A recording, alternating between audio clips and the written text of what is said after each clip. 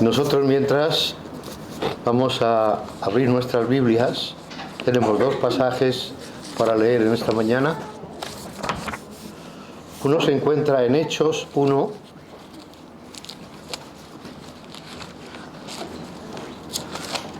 vamos a leer los versículos allí, Hechos, capítulo 1.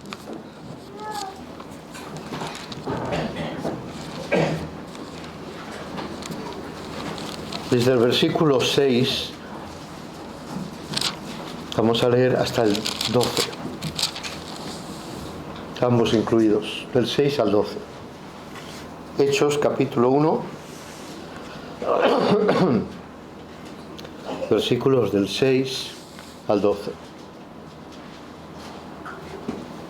Dice así la palabra del Señor: Entonces los que se habían reunido le preguntaron diciendo... Estos no son solamente los apóstoles, sino discípulos. Posiblemente, no digo seguro porque no lo dice la Biblia, posiblemente eran los 120 que estaban esperando la venida y la despedida en este caso, ¿no? Les dijo que se reunieran con él. Entonces, dice, los que se habían reunido le preguntaron diciendo: Señor, ¿restaurarás el reino a Israel en este tiempo? Y les dijo: no os toca a vosotros saber los tiempos o las sazones que el Padre puso en su sola potestad. Las sazones tienen que ver con los eventos, tiempos y eventos. Pero recibiréis poder cuando haya venido sobre vosotros el Espíritu Santo, y me seréis testigos en Jerusalén, en toda Judea, en Samaria y hasta lo último de la tierra. Y habiendo dicho esto, o estas cosas, viéndolo ellos, fue alzado y le recibió una nube que le ocultó de sus ojos. Y estando ellos con los ojos puestos en el cielo, entre tanto que él se iba, y aquí se pusieron junto a ellos dos varones con vestiduras blancas, los cuales también les dijeron: varones Galileos, ¿por qué estáis mirando al cielo? Este mismo Jesús que ha sido tomado de vosotros al cielo, así vendrá como le habéis visto ir al cielo. Entonces volvieron a Jerusalén desde el monte que se llama del Olivar, en otros lugares el monte de los Olivos, el cual está cerca de Jerusalén, camino de un día de reposo. De hecho, hay un valle y al otro lado hay un montículo que es el monte de los Olivos, saliendo por la puerta del este o por la parte oriental de Jerusalén. Hay un valle de Ginón, que creo que es, y luego atravesando ese valle ahora hay una carretera bastante grande y pasas el valle y ahí está el monte de los Olivos. Y cuando dice aquí, por ejemplo, camino de un día de reposo, es que los días de reposo solo se podía andar una cierta cantidad de metros o kilómetros de distancia, ¿de acuerdo? Así que por eso dice que está queriendo decir que está cerca. Ahora bien, vamos también a 1 Tesalonicenses. 1 Tesalonicenses capítulo 4. Hermanos, este versículo, este pasaje, tanto el uno como el otro, pero especialmente este, deberíamos tenerlo muy en la mente. Capítulo 4, versículo 13. Tampoco queremos, hermanos, que ignoréis acerca de los que duermen, para que no os entristezcáis como los otros que no tienen esperanza. Porque si creemos que Jesús murió y resucitó, así también traerá Dios con Jesús a los que durmieron en él. Por lo cual os decimos esto en palabra del Señor, que nosotros que vivimos, que habremos quedado hasta la venida del Señor, no precederemos a los que durmieron. Porque el Señor mismo, con voz de mando, con voz de arcángel y con trompeta de Dios, descenderá del cielo, y los muertos en Cristo resucitarán primero. Luego nosotros, los que vivamos, los que hayamos quedado, seremos arrebatados juntamente con ellos en las nubes, para recibir al Señor en el aire. Y así estaremos siempre con el Señor. Por tanto, alentaos los unos a los otros con estas palabras. Esta mañana quisiera que quisiera traeros unas palabras de ánimo mientras estamos a la espera de su venida. Como acaba diciendo aquí en 1 Tesalonicenses, dice, por tanto, alentaos los unos a los otros con estas palabras. Y este es el título que he dado al mensaje: alentaos con la esperanza de su venida. El tema es sobre sobre la venida del Señor a buscarnos. Ese es el tema. Y en los pasajes que hemos leído se nos dice que el Señor vendrá otra vez. Ahora, así como lo hemos visto marchar. Pero quisiera de alguna manera tratar de explicar, yo diría otra vez, pero tratar de explicar de otra manera la diferencia que hay entre la segunda venida del Señor Jesús y su venida a por su iglesia. ¿Son dos venidas? No, técnicamente no, porque en la segunda venida, para que haya una segunda, tiene que haber una primera, ¿cierto? No hay que ser muy avispado. Entonces la primera, ¿cuándo fue? Cuando estuvo caminando por esta tierra. La segunda, ¿cuándo será? Cuando vuelva a caminar por esta tierra. Eso es la segunda venida. Pero hay otra venida que llamamos también la venida del Señor. Hablamos del arrebatamiento. O sea, hemos dicho muchas veces, cuando Israel rechazó al Señor Jesús y a la resurrección del Señor Jesús, empezó el periodo de la Iglesia.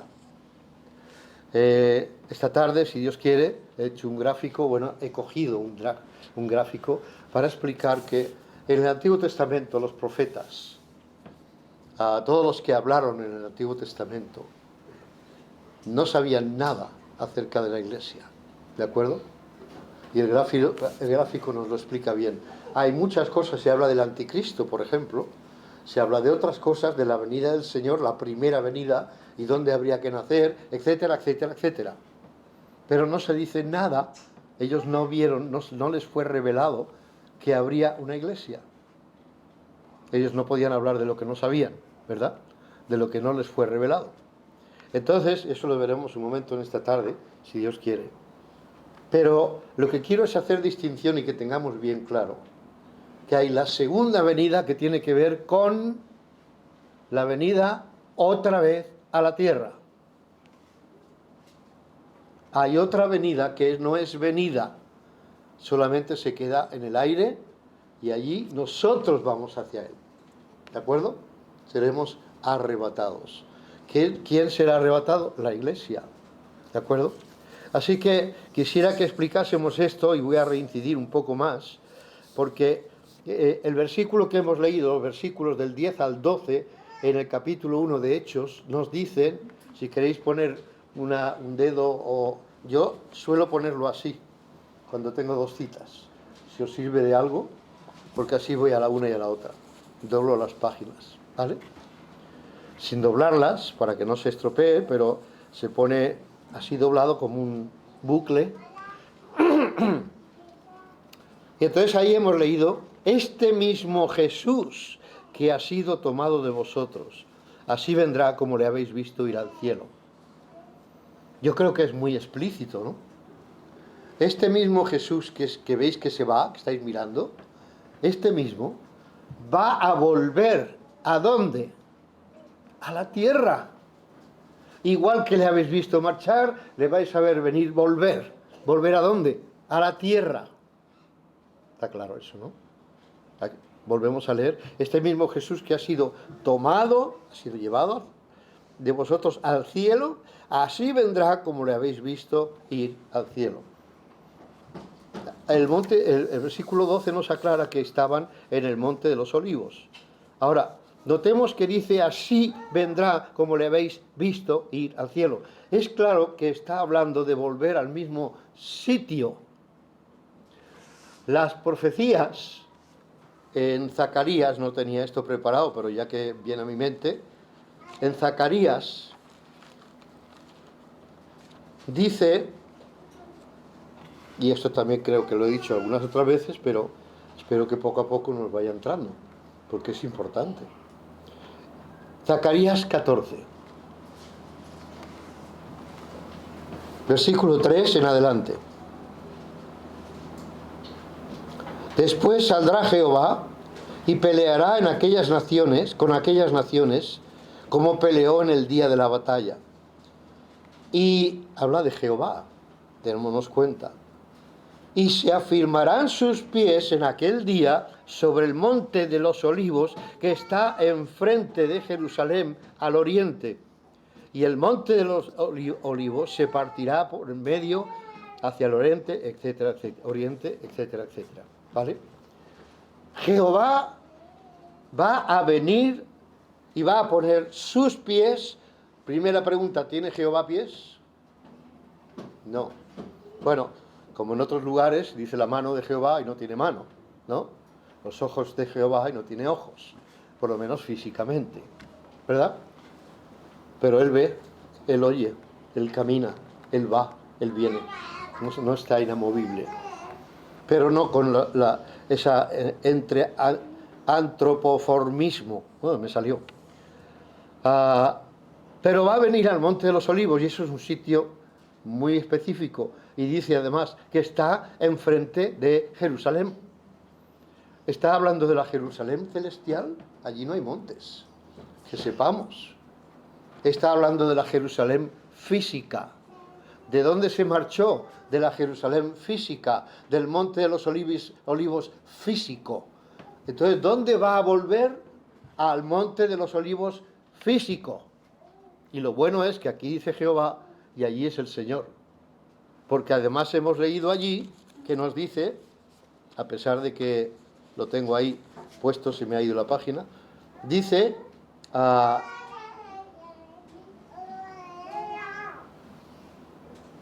a ver si lo veo.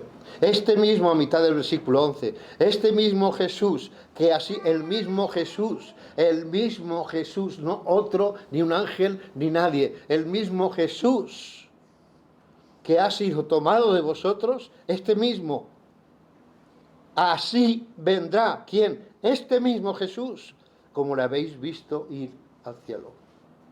Lo mismo. Y dice que le veréis. Es un dato diferente. ¿Le veremos cuando venga a por su iglesia? Bueno, nosotros le veremos cuando nos encontremos con Él, pero nadie más le va a ver. Algunos le llaman la venida secreta, porque nadie, sino los creyentes, lo van a ver o lo van a saber. El mundo no lo va a saber. Sin embargo, cuando Él venga la segunda vez, la segunda venida, todo ojo le verá, y los que le traspasaron, dice la Escritura, y decían los profetas. Todos los que le traspasaron, ¿quiénes son? Evidentemente es una relación directa a los judíos. Le traspasaron.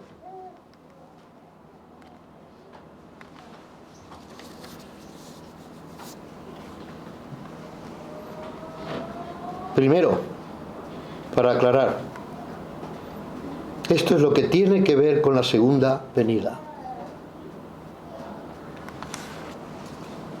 La primera, cuando se marchó de aquí a los cielos, Hechos 1:11. ¿De acuerdo? En la segunda, cuando vuelva al sitio de donde se fue. Esa será la segunda venida. ¿De acuerdo? Y va a venir a la tierra. Y ahí es donde nos dice después que reinará por 1000 años. ¿Vale? Ahí acaba con la tribulación, acaba con el falso profeta y con el anticristo, y empieza su reino. Pero el Antiguo Testamento nos habla de otra venida.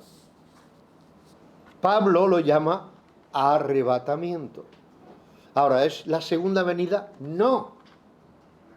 Es diferente de la segunda venida. En la venida de que estamos esperando, que dice que nos animemos unos a otros con esas palabras, ¿verdad? Es para que tengamos la esperanza de que va a venir a buscarnos. En la segunda epístola a los tesalonicenses nos dice en varias ocasiones para que no seamos, a ver, hay varias y ahora no lo voy a encontrar.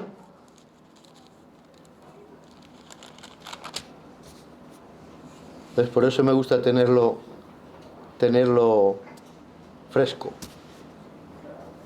Por ejemplo, aquí, en Segunda de Tesalonicenses, hemos leído antes en Primera Tesalonicenses 4, del 13 al 18. Ahora vemos en Segunda de Tesalonicenses. Dice, versículo 1, pero con respecto a la venida de nuestro Señor Jesucristo, ¿cuál? ¿La primera o la segunda? La segunda. No. Y nuestra reunión con Él. ¿Eso aclara un poco? Aclara bastante, ¿no? Dice, voy a leerlo todo junto. Pero con respecto a la venida de nuestro Señor Jesucristo y nuestra reunión con Él, os rogamos, hermanos, que no os dejéis mover fácilmente de vuestro modo de pensar, ni os conturbéis ni por espíritu, ni por palabra, ni por carta, como si fuera nuestra, en el sentido de que el día del Señor está cerca. Nadie os engañe en ninguna manera, porque no vendrá sin que antes venga la apostasía y se manifieste el hombre de pecado, el hijo de perdición. ¿Cuándo es que se manifiesta? Apostasía, ¿tú crees que estamos en la apostasía ya? Date un repaso por internet, vas preguntando, vas mirando iglesia, la iglesia tal, la iglesia cual, la que tú quieras. Y la que no está más lejos está más. Y la que está más cerca está lejos. ¿De acuerdo? No estoy hablando de todas. Gracias a Dios siguen habiendo iglesias buenas. Iglesias que tratan de seguir la palabra del Señor y ser lo más fieles posibles a su palabra, con todos los defectos que tenemos cada uno. Ahora bien, nos dice que nadie os engañe, porque antes tiene que venir la apostasía, y ya la tenemos. ¿Cuánta apostasía va a aguantar el Señor? Eso es lo que no sabemos. ¿Cuánto tiempo va a aguantar con esta apostasía? No lo sabemos. Pero se hacen en las iglesias cosas impensables. He leído de una iglesia que no está muy lejos. He leído, no, me han dicho. Supongo que es verdad. ¿Alguien conoce a Steve Green? Cantante evangélico. Bueno, pues peor. Si aún canta algunas veces, bien. El otro se llama Marcos Witt. ¿Alguien le conoce? Marcos Witt. ¿En qué mundo vivís entonces? Tú sí, vale. ¿Te gusta? Ya te pillé, no me contestes. Le digo, pastor, cuando no conoces al Señor... No, hablo de creyente. Te amarran por el romanticismo y todo, que es música muy parecida al mundo. Entonces asocias, vale. Y por eso sí, pero luego con discernimiento no. Pues hay muchas iglesias que están usándolo, incluso algunas que conocemos. ¿De acuerdo? Y dice, bueno, ¿y quién es Marcos Witt? Pues entérate. ¿Cuántas veces? Yo miro muchas veces el internet, incluso palabras que no entiendo. Le voy a internet para que me diga qué es. Ah, ahora lo entiendo, ¿vale? O sinónimos de esa palabra para que lo pueda entender. De algo bueno tiene que servir internet, ¿sí o no? ¿Sí? No solo para las redes sociales y comunicarme con Pepe, con Juan, y que sí, que no, que sí. Para algo más tiene que servir. Bien, o sea que lo recomiendo, pero para este uso especialmente. Pues estamos diciendo que nadie nos engañe porque tiene que venir la apostasía, versículo 3, y se ha de manifestar el hombre de pecado, el hijo de perdición, el cual se opone y se levanta contra todo lo que se llama Dios o es objeto de culto, tanto que se sienta en el templo de Dios como Dios, haciéndose pasar por Dios. ¿No os acordáis que cuando yo estaba todavía con vosotros os decía esto? Este hombre que se va a sentar, aún no lo ha hecho, hasta donde sabemos, como no sea, bueno, el Papa sería el falso profeta, La bestia, estamos hablando que es el anticristo, todavía no ha hecho eso, ¿de acuerdo? Ahora bien, dice que no vendrá hasta que haya apostasía y se manifieste, se haga visible el hombre de pecado. Ahora vamos a seguir un momento más. ¿No os acordáis que ¿no os acordáis que cuando yo estaba todavía con vosotros os decía esto? Y ahora vosotros sabéis lo que lo detiene. ¿A quién? ¿A quién?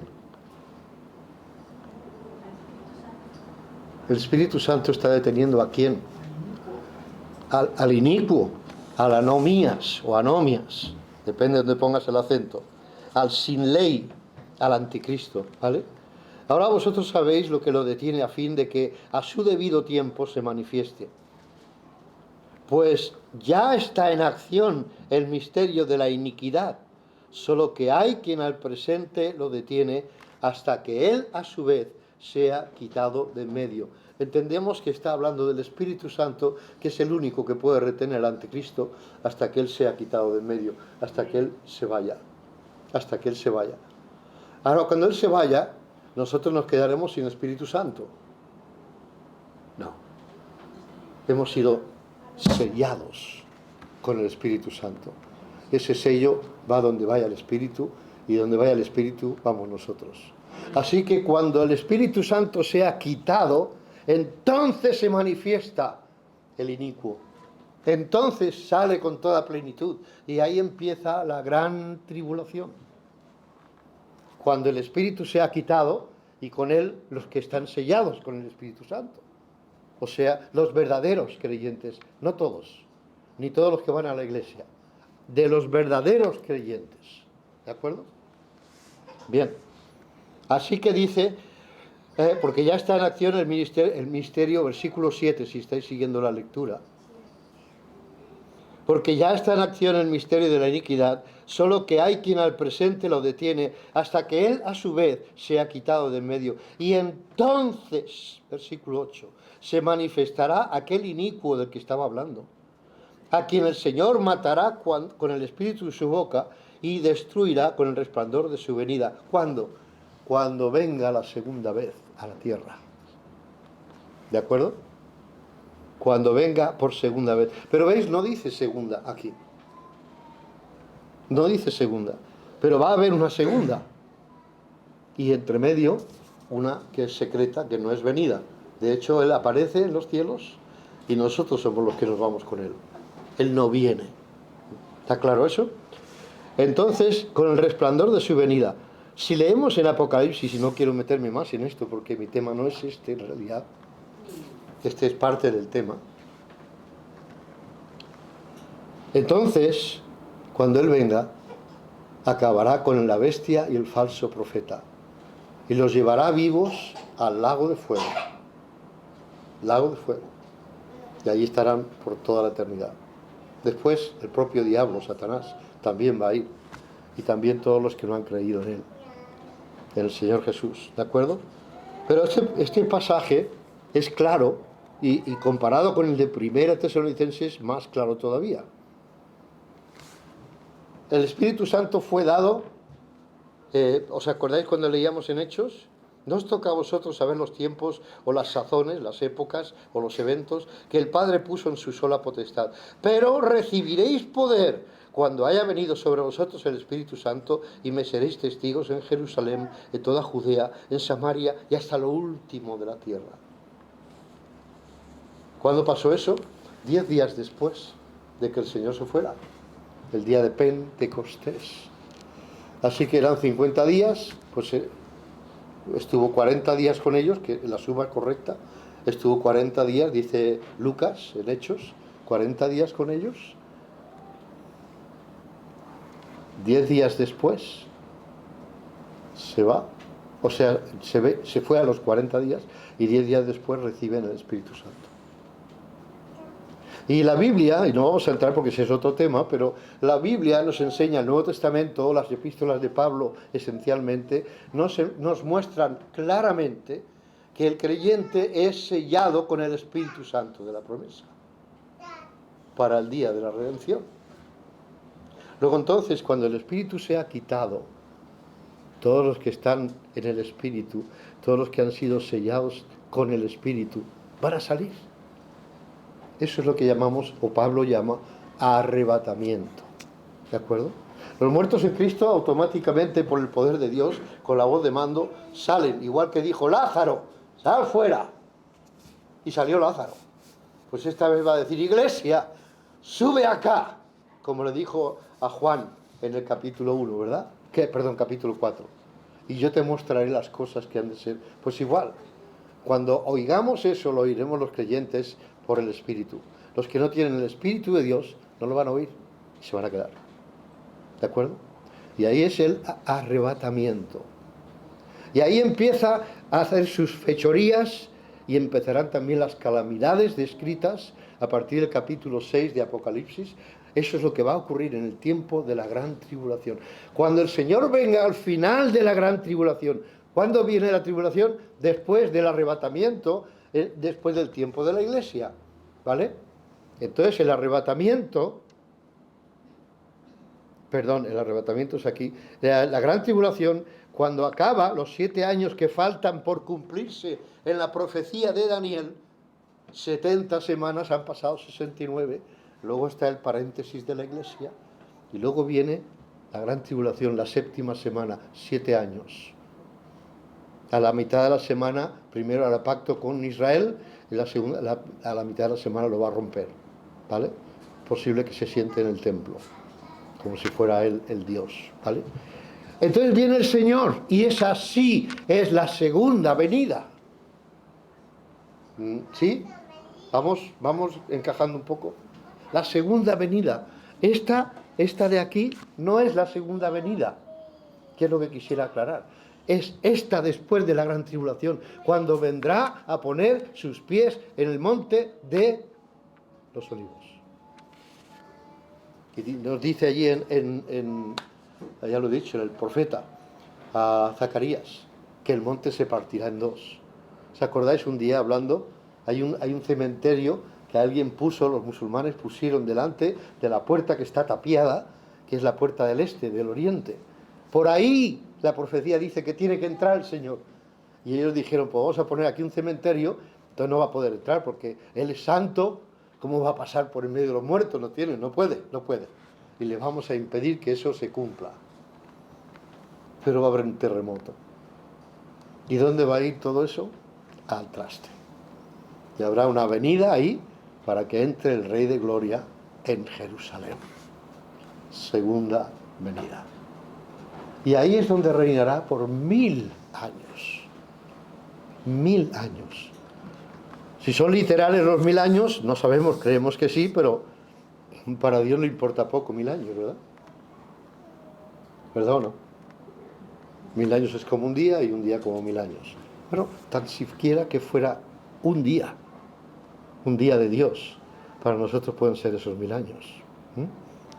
Pero va a reinar y se va a cumplir lo que le dijo a David.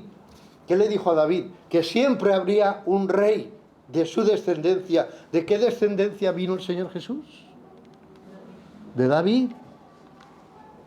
Y él ocupará el trono de David como estaba prometido. Y se cumplirá por fin todas las profecías. Y voy a decir algo. Cuando ellos preguntaron, vuelvo atrás para continuar con esta otra línea, ¿restaurarás? Le preguntaron el reino a Israel. ¿A Israel? ¿Tiene que restaurar el reino? Bueno, los apóstoles sabrían algo más que nosotros, ¿no? Sabían que el reino no estaba restaurado todavía. Y le preguntaron, ¿en este tiempo lo vas a restaurar? Y le dice, no toca a vosotros saber eso. Si es hoy, mañana, pasado, el año que viene, o dentro de 100, no os toca a vosotros saberlo. Solamente tenéis que saber una cosa, vais a recibir poder y vais a predicar el Evangelio en Jerusalén, en toda Judea, en Samaria y hasta lo último de la tierra. Eso es algo que todavía sigue en vigor para nosotros. A propósito, más de una vez he dicho, cojamos un grupito, 3, 4 folletos y los repartamos al panadero, al que pasa por la calle, ¿verdad? ¿Os parece que tengamos un grupo de evangelismo? Un grupito de voluntarios que quieran salir un sábado por la tarde, a mediodía, el día que más convenga a todos, y salgamos. ¿Quién se apunta? 2, 3, 4, muy bien, 5. Luego nos reunimos para decidir la hora y el día, ¿vale? Y si hay alguien más, la puerta está abierta. ¿De acuerdo? Muy bien, porque hasta que Él venga tenemos que repartir el Evangelio. Algo parece que se nos ha ido olvidando, ¿no? Bien, lo dejo ahí porque este es otro de esos paréntesis que me gusta hacer. Pero vamos un momento a el Romanos 11, 25 y 26, vamos a entender algo también ahí.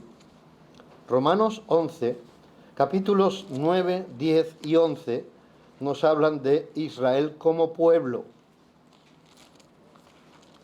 Como pueblo, está hablando de pueblos. Romanos 11, perdón, 10, no, lo he dicho bien antes, 11. Romanos 11, el 25 y el 26 vamos a leer. Romanos 11, 25 y 26. Porque no quiero, hermanos, que ignoréis este misterio, otra cosa que le fue revelada a Pablo que los demás no sabían. Misterio. Misterio no es algo misterioso, es algo que estaba oculto y se hace manifiesto. ¿De acuerdo? Eso es un misterio en la Biblia. Porque no quiero, hermanos, que ignoréis este misterio, para que no seáis arrogantes en cuanto a vosotros mismos. ¿Quiénes son estos? Los gentiles. No seáis arrogantes porque Israel ha sido puesta a un lado y vosotros ahora tenéis el privilegio de entrar en el árbol, en el olivo, ¿verdad? De lo que está hablando. No seáis, para que no seáis arrogantes en cuanto a vosotros mismos, y ese es el misterio, que ha acontecido a Israel endurecimiento en parte, hasta que haya entrado la plenitud de los gentiles. ¿Cuál es la plenitud de los gentiles? La iglesia es una iglesia gentil. Si me permitís decirlo así, es una mujer gentil. Igual que Rahab, igual que Noemí. No, Noemí no, está la nuera. Ruth.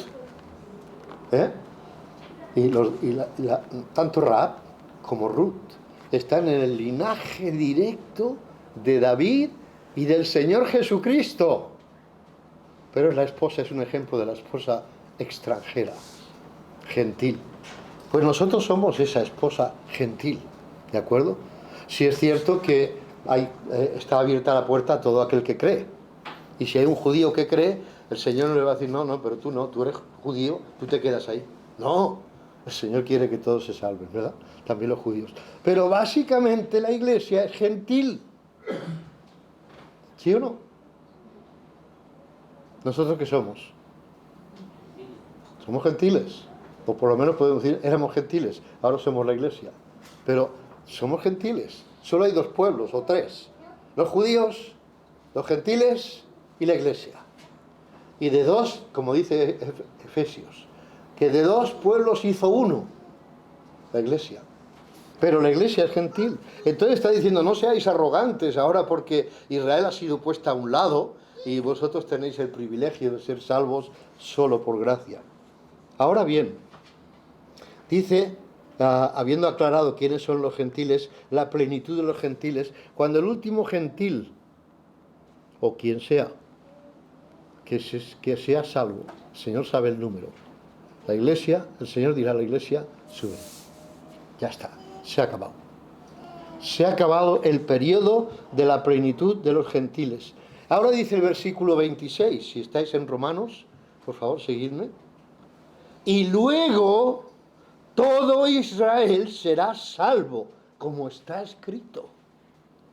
Vendrá de Sión el libertador que apartará de Jacob. Es una palabra para un sinónimo de Israel. Se usa tanto a veces Jacob como Israel como Jacob. Y dice, apartará de Jacob la impiedad. Y este será mi pacto con ellos cuando yo quite sus pecados. ¿Sabéis que ellos, como judíos, siguen esperando al Mesías? ¿Verdad? Siguen esperando al Mesías. Todos los judíos están esperando todavía al Mesías. ¿Nosotros a quién esperamos? Sabemos que el Mesías ya vino, que es el Salvador, y nosotros hemos puesto nuestra fe en nuestro Señor y Jesucristo, nuestro Salvador, y tenemos la esperanza de la segunda venida.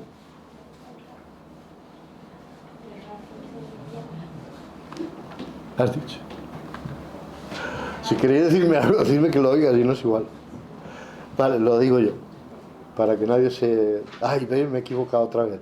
No se trata de señalar a quien se equivoca. Admiro más a la persona que se equivoca y es capaz de decir algo, que no a la persona que lo sabe y se calla. ¿Entendéis eso, no? No me importa que alguien se equivoque. Yo me he equivocado muchas veces.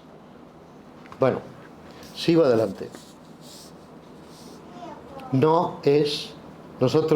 La Iglesia no espera la segunda venida. ¿Estamos esperando su venida en gloria? No. Su venida en gloria será cuando venga a poner los pies sobre el monte de los olivos. Estamos esperando o bien que nos resucite si hemos muerto, o bien que nos lleve, nos arrebate si somos vivos, cuando Él venga. ¿De acuerdo?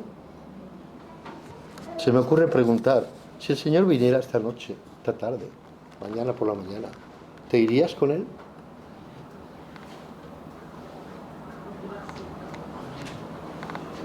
¿Has sido sellado con el Espíritu Santo de la promesa? ¿Has puesto tu confianza en Cristo Jesús como tu Salvador?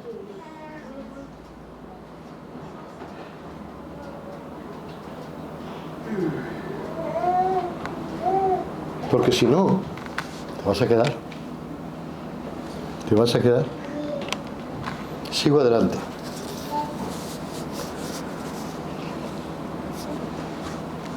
Nosotros no estamos esperando la segunda venida del Señor.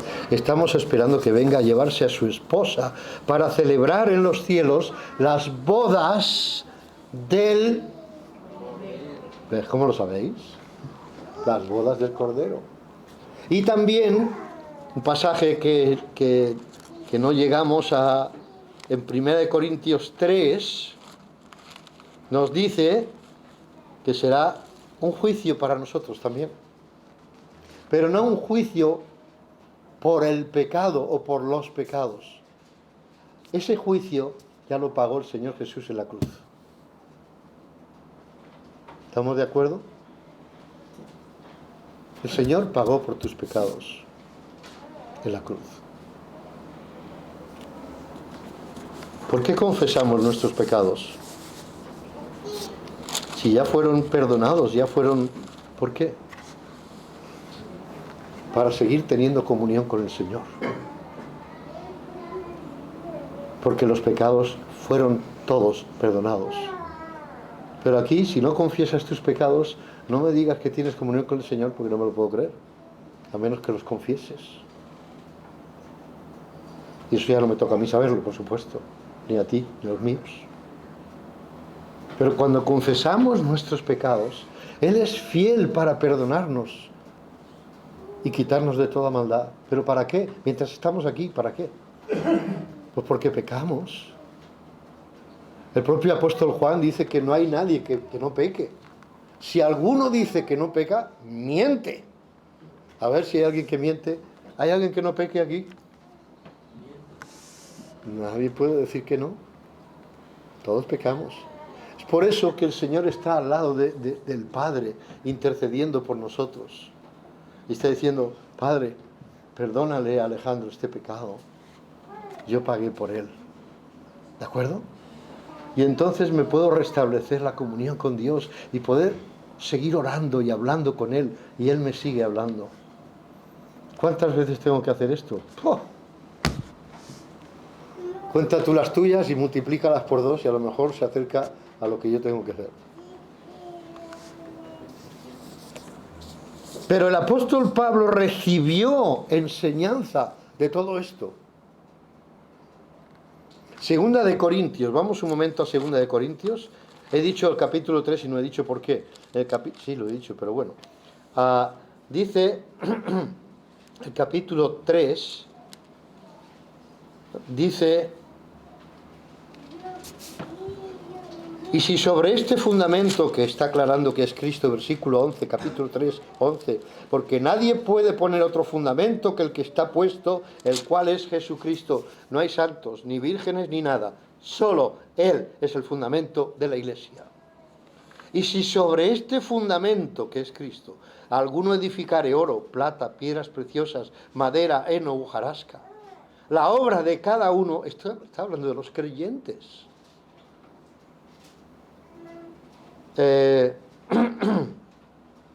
fuego, bueno, lo digo todo seguido, la obra de cada uno se hará manifiesta, porque el día la declarará, pues por el fuego escudriñador, yo añado, de los ojos del Señor Jesús, será revelada. Por el fuego será revelada. Y la obra de cada uno, cual sea, el fuego la probará. Si permaneciere la obra de alguno que hemos hecho para el Señor, no es que hemos hecho en los estudios, no es qué buenos somos con nuestro trabajo, no es qué buen vecino soy. Eso entra dentro, pero no es lo esencial. Eso no es algo que estamos edificando.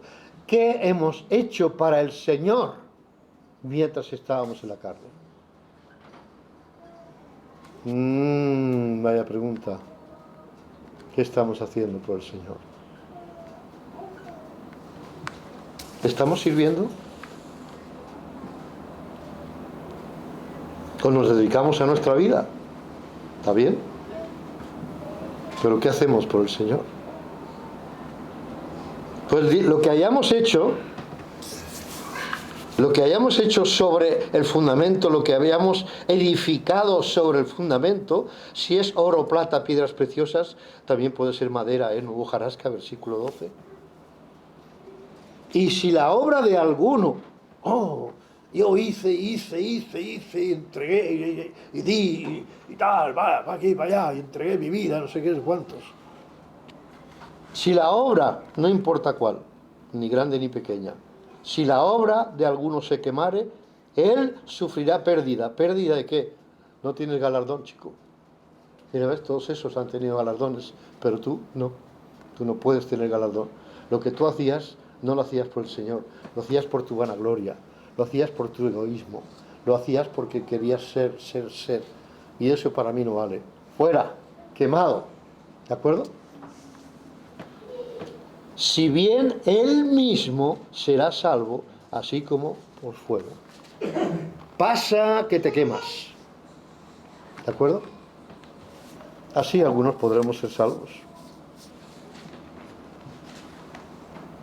Pero a Pablo le fue revelado estas cosas, y yo quería ir a 2 de Corintios,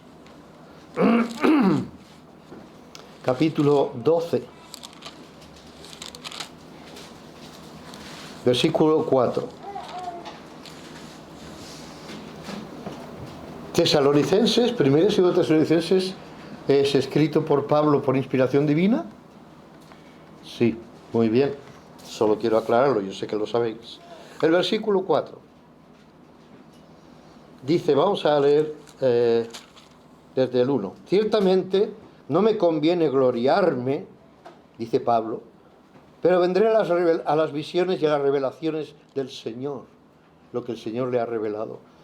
Versículo 2. Conozco a un hombre en Cristo que hace 14 años, si en el cuerpo no lo sé, si fuera del cuerpo en espíritu, no lo sé.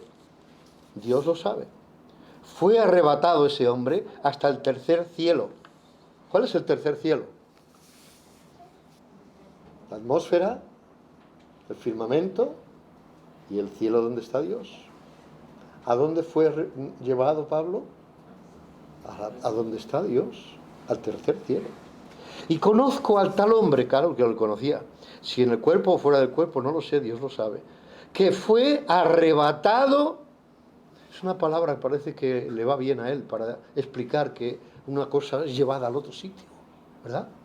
Dice, fue arrebatado él, donde oyó palabras inefables, o sea, inexplicables, que no se pueden decir ni explicar, que no le es dado al hombre expresar. Del tal hombre me gloriaré, pero de mí mismo en nada me gloriaré, sino en mis debilidades. Ahora, versículo 4, fue arrebatado al paraíso. El paraíso y el tercer cielo son el mismo sitio, por lo que vemos aquí, ¿no? ¿Dónde le dijo el Señor que estaría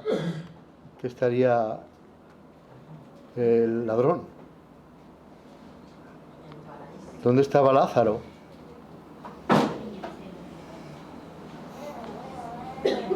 ¿Dónde está Lázaro? ¿Dónde estaba, perdón? En el seno de Abraham. ¿Dónde está el seno de Abraham ahora? El paraíso, el tercer cielo. Muy bien, pues vemos aquí que se le reveló, fue arrebatado al paraíso donde oyó palabras inefables y que no les es dado al hombre expresar. Y en el versículo anterior hemos dicho, el versículo 1, ciertamente no me conviene gloriarme, pero vendré a las visiones y a las revelaciones del Señor. El Señor le reveló, y le reveló misterios. He aquí os digo un misterio, hemos leído antes, ¿no? En Primera de Tesalonicenses.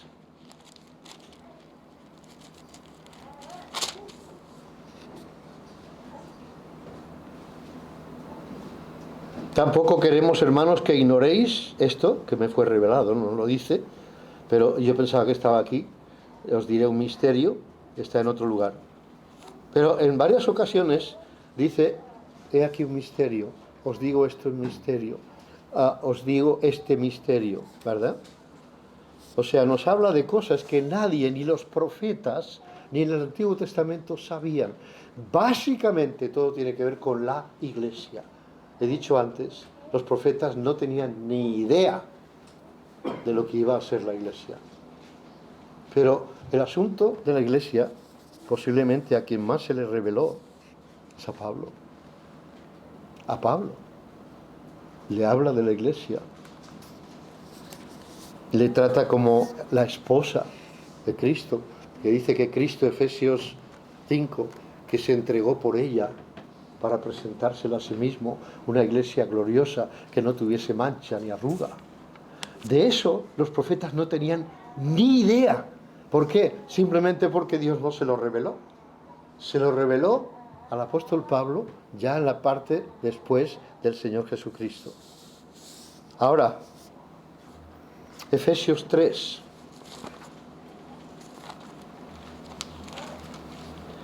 Efesios capítulo 3.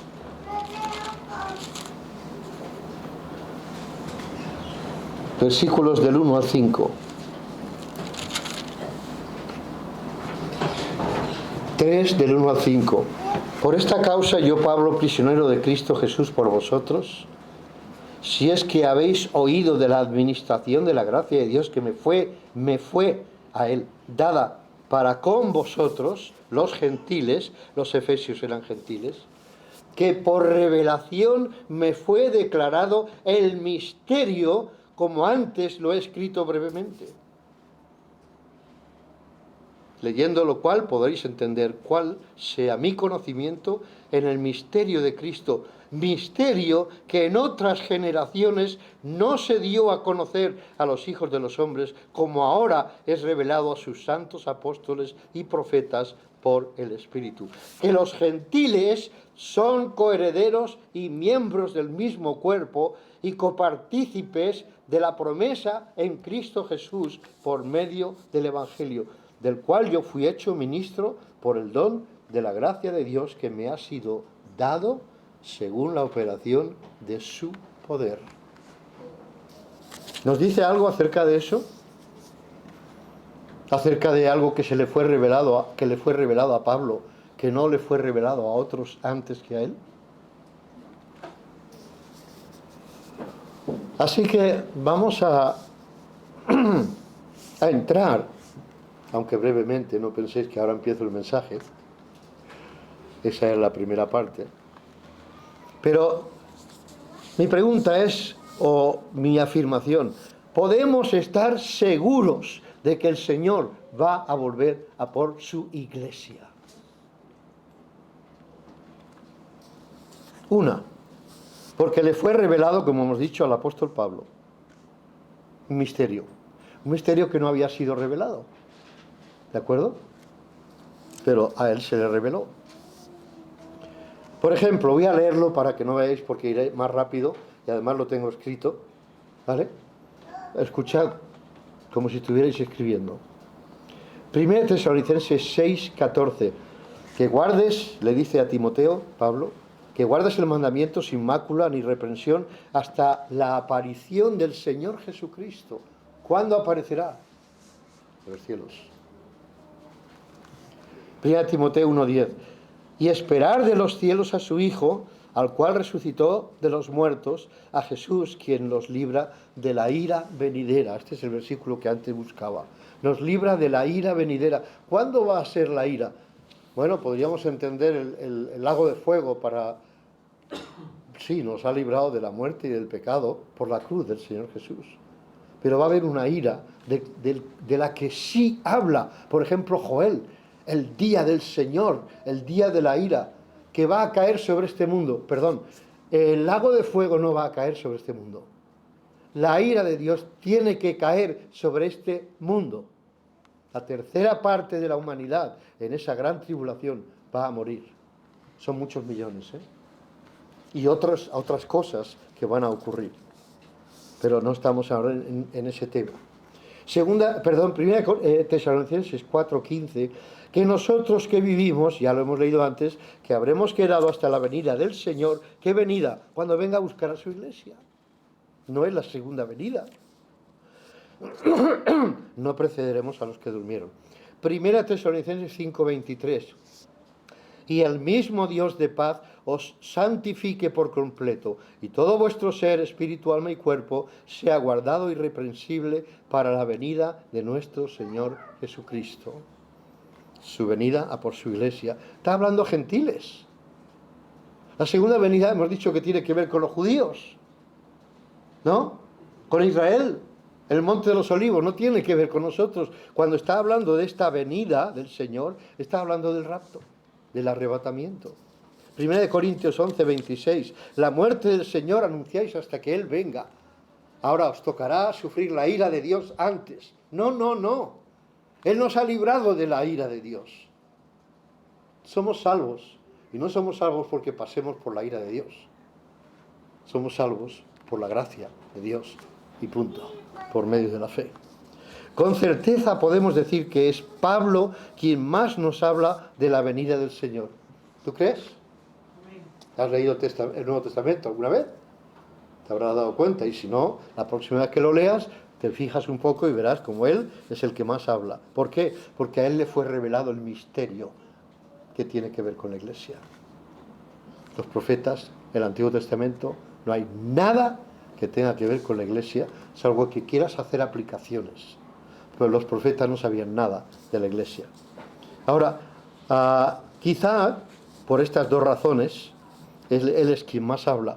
Una, porque es quien más escribió en el Nuevo Testamento, 13 epístolas. Entonces, evidentemente, habló más. La segunda, porque a él se le revelaron los misterios que habían estado ocultos. Esto es la iglesia. Nadie sabía hasta que Pablo nos habló de la iglesia.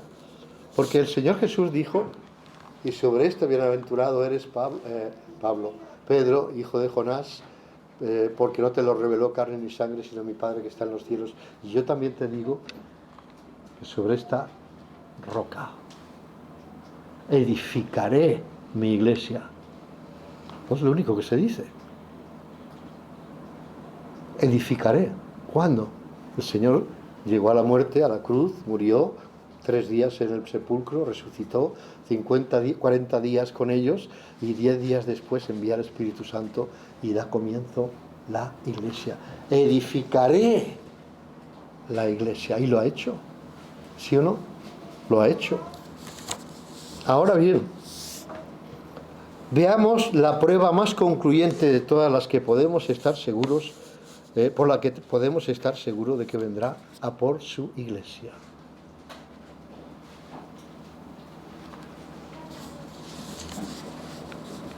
Dos, una, porque se lo reveló al apóstol Pablo. Dos, porque el Señor mismo lo aseguró.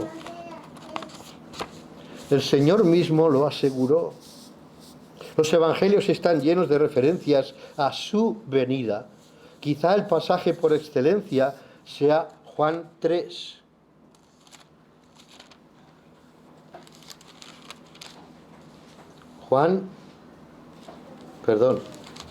A 14:3. Me extrañaba mientras lo buscaba. 14:3. ¿Os acordáis que dice: no se turbe vuestro corazón, creéis en Dios? Luego dice en el versículo 2: en la casa de mi Padre muchas moradas hay, y si así no fuera, yo os lo hubiera dicho. Voy pues a preparar lugar para vosotros, y si me fuere, y se fue, y os prepararé el lugar, y lo está haciendo, vendré otra vez, y os tomaré a mí mismo, para que donde yo estoy, vosotros también estéis. Y sabéis a dónde voy, y sabéis el camino, etcétera. ¿Vale? El versículo 18 dice: no os dejaré huérfanos, vendré a vosotros. No os voy a dejar ahí tirados, voy a venir a por vosotros. Hermanos, qué precioso o qué preciosa enseñanza tenemos. Qué bienaventurada esperanza, como dijera el apóstol Pablo a Tito, las mismas palabras. Hemos leído en 1 Tesalonicenses 4:16: porque el Señor mismo, con voz de mando, con voz de arcángel y con trompeta de Dios, descenderá del cielo, y los muertos en Cristo resucitarán primero, luego nosotros los que hayamos quedado, etc. El Señor mismo, aquel que sanó a los enfermos, aquel que dio vista a los ciegos, aquel que limpió a los leprosos, aquel que se dio a sí mismo en la cruz por nosotros, el que murió por mis pecados y por tus pecados, el que se entregó por su iglesia para presentársela a sí mismo, el que resucitó victorioso de entre los muertos, el que prometió que volvería a por los suyos, él mismo vendrá a buscarme, vendrá a buscarte, él mismo, no otro. ¿Quién más podría tener el honor de venir a buscar a la iglesia si no fuera aquel que murió por ella, que se dio por ella, que resucitó para gloria de la iglesia? Hebreos 9, 27, 28 habla de... Bueno, voy a leerlo un momento, si tenéis ahí, Hebreos 9, 27 y 28.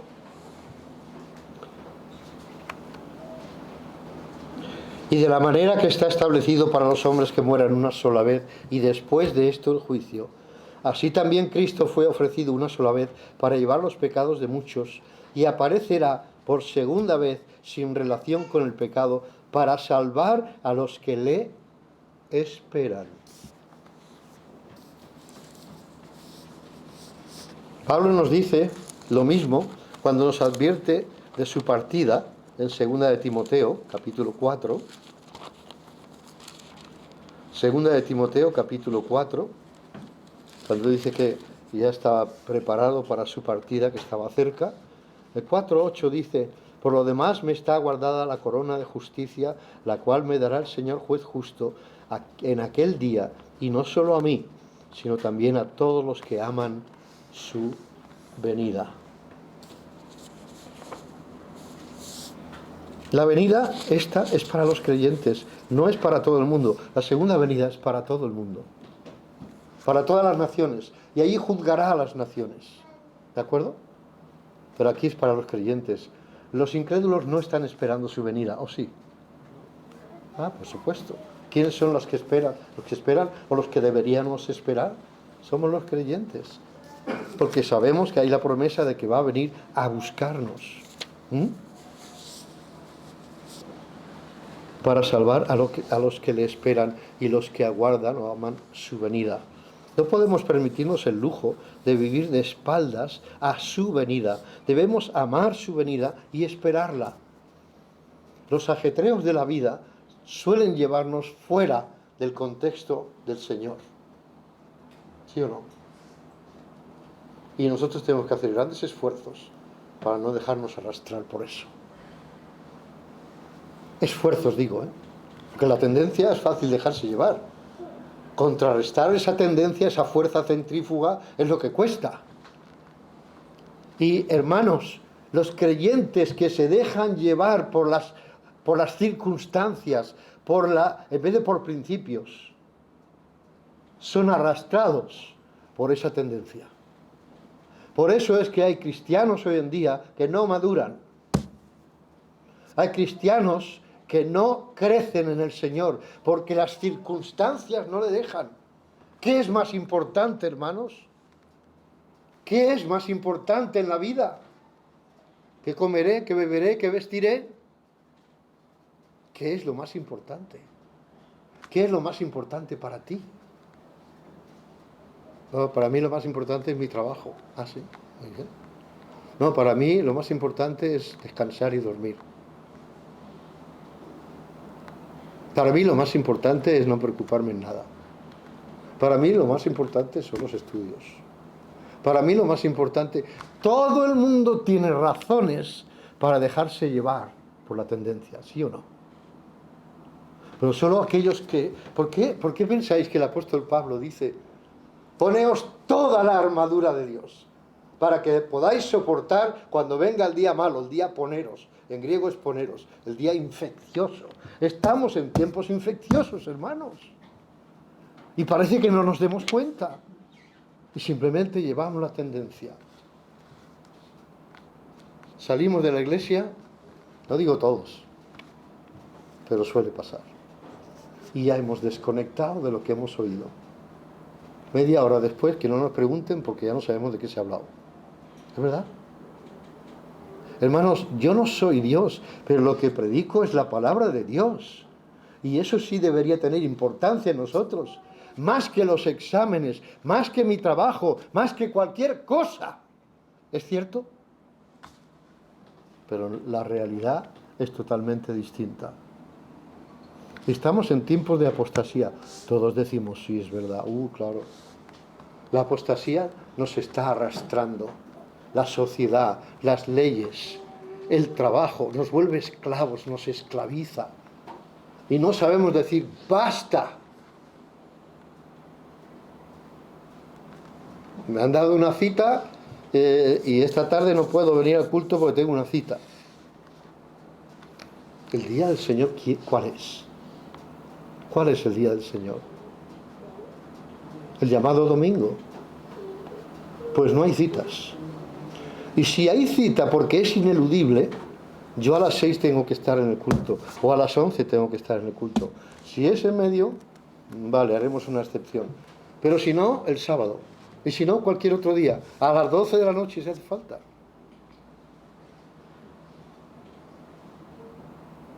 Un abogado te dice, tal día, domingo a tal hora. Y no somos capaces de decir, perdón, es que yo a esa hora no puedo venir. Pídele tú a la abogada que te haga una cita fuera de su horario y verás que te dice, el horario es de esta hora a esta hora. Cuando llamas por teléfono a algún sitio, tiene usted que llamar de esta hora a esta hora, ¿sí o no? Ellos respetan sus horarios, nosotros no. Y para nosotros debía ser más importante que para ellos su propio horario. Oiga, a mí el domingo no me llame, ya sea el jefe o el jefe del gobierno. El domingo no me llame. Y si me llama porque es algo que se hunde el país, entonces me llama usted desde la 1 hasta las 5. Si quiere, bien, y si no, ahí se queda. Pero nos llama alguien y salimos corriendo a ver, ¿se habrá muerto alguien? Eso es una falta de respeto a la presencia de Dios en la iglesia. Y lo digo llanamente. Una cosa que se te ha olvidado que suene, ¿verdad? Una cosa que se olvide apagarlo y suene. Pero si te llaman, que se esperen. Si se ha muerto, lo mismo te dará que sea ahora, que dentro de media hora cuando salgamos. ¡Ah, qué crudo habla usted! Posiblemente me voy a los extremos para como hacía el Señor, como una hipérbole, como una parábola, para que si vamos a los extremos lo entendamos, podemos entender el ejemplo que estoy poniendo.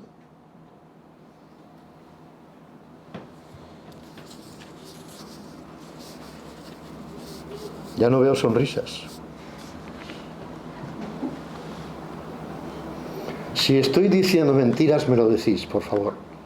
Y si estoy diciendo la verdad, que el Señor nos ayude a seguirlas. El Señor Jesús, hablando con sus discípulos, les dijo: ¿queréis ir vosotros también? ¿Esto no os ha agradado lo que he dicho? Lo dice en otras palabras, no me acuerdo ahora. Sé que está en Juan 6. ¿Esto os ofende? Eso es. ¿Esto os ofende? ¿Queréis ir vosotros también? Menos mal que Pablo, el impetuoso, sale diciendo: no, Señor, ¿a quién iremos? Tú tienes palabras de vida eterna. Aquí se predican o se intentan predicar palabras de vida eterna, pero cuando salimos allá afuera se olvidan. Y vamos a nuestra propia vida, a nuestros propios intereses, a lo que nos va bien a nosotros, a nuestras diversiones, a lo que quiera. Tenemos tiempo para todo, porque dice Eclesiastés que hay tiempo para todo.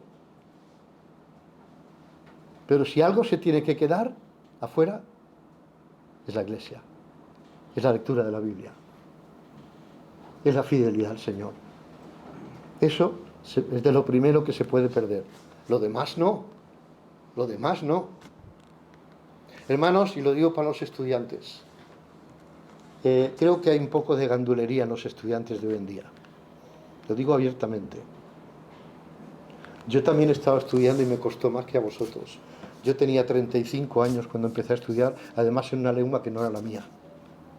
Y tenía que seguir trabajos y copiar de las notas de otro, etcétera, etcétera, etcétera, etcétera. Y yo me he quedado más de una noche sin dormir. ¿Alguna vez te has quedado una noche sin dormir? No, tú no perdonas siestas, ni perdonas sábados, ni perdonas nada.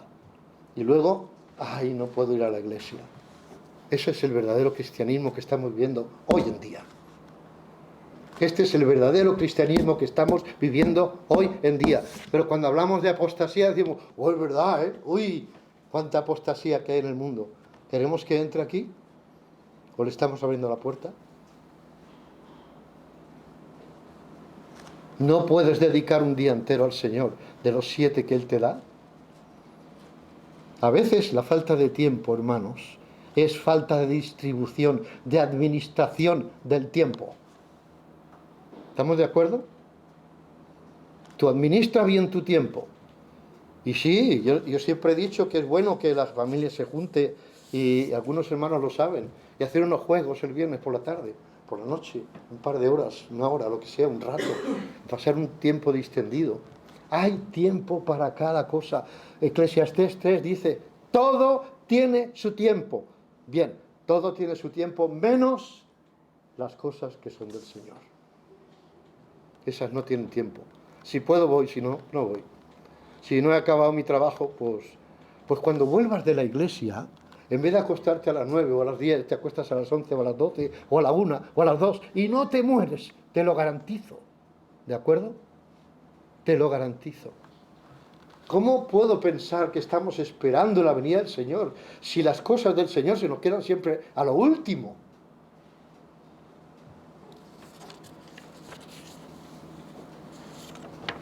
Me he dejado un montón de cosas por decir.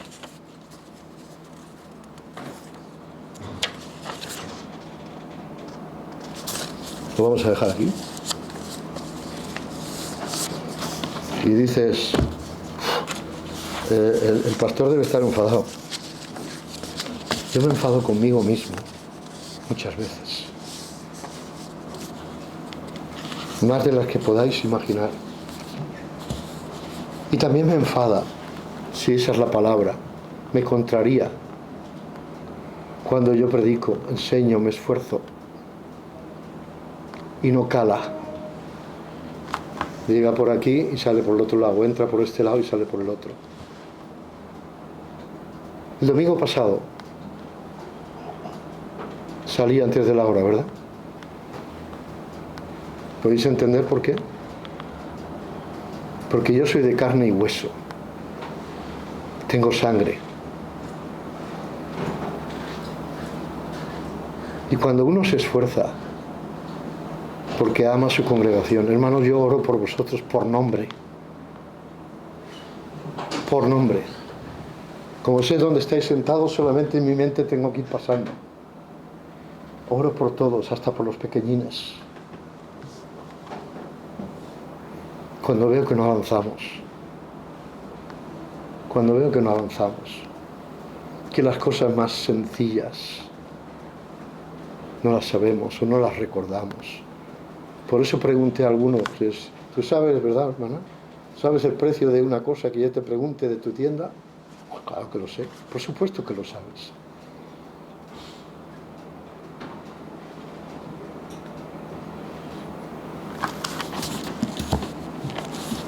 Solamente lo digo para que entendáis, igual que yo trato de entenderos a vosotros, vosotros también podáis entender a vuestro pastor.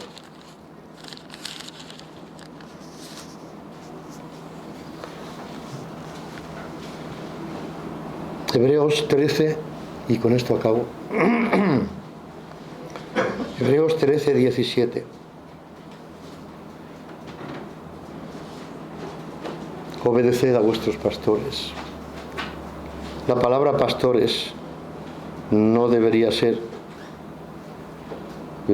guías, pero es igual, los que os conducen, ¿vale? Y sujetaos a ellos, porque ellos velan por vuestras almas.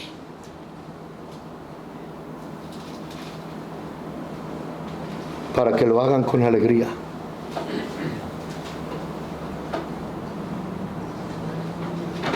Y no quejándose, porque esto no es provechoso para vosotros.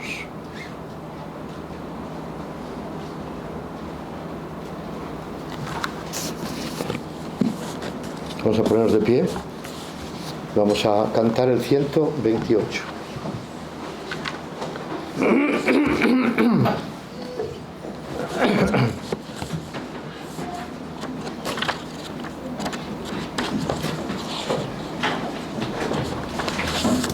Vamos a poner de pie.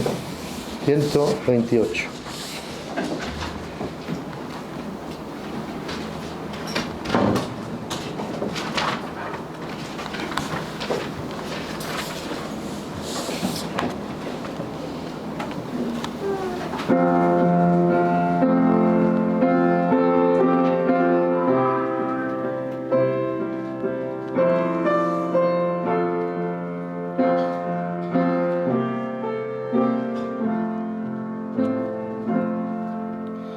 Cristianos todos a prepararse, ved al esposo vuestro Señor, llenas tened las lámparas siempre, y a su encuentro id con amor. Cristo ya viene, pronto si viene, sin tardanza parecerá. Con él iremos, aleluya, a la mansión que él nos dará. Ya las señales cúmplense todas, ya la higuera quiere brotar. Fiel es venir, el Salvador llama, nada en sus bodas debe faltar. Cristo ya viene, pronto si viene, sin tardanza parecerá. Con él iremos, aleluya, a la mansión que él nos dará. Presto acude, alma acepta este convite de tu Señor. Él te dará su gozo y gloria. Ven y recibe.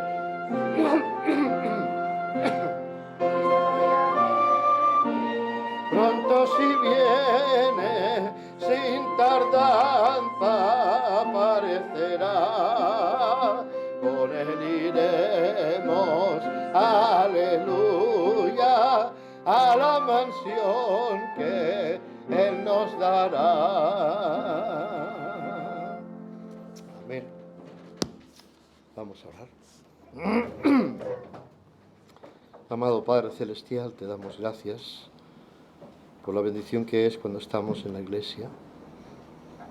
Te pedimos, Señor, que tú nos ayudes a recordar lo bendecidos que somos y podamos obrar en consecuencia. Ayúdanos, Señor, como iglesia, como congregación, como parte de tu iglesia, como grupo de creyentes que hemos sido salvos y redimidos por la gracia del Señor Jesucristo. Queremos pedirte que nos ayudes a prosperar en nuestra vida cristiana, Padre. Oh Señor, si le diéramos más importancia, seguramente creceríamos más. Pedimos, Señor, que te apiades de nosotros, que tengas misericordia de nosotros, que tu gracia sobreabunde sobre todas nuestras vidas. A ti nos encomendamos, Padre, y pedimos por el culto en la tarde también, que tú nos traigas bendición de lo alto. Así lo pedimos y así nos encomendamos, Señor, en el nombre precioso de tu Hijo amado, el Señor Jesucristo, a quien esperamos. Amén, Señor. Amén.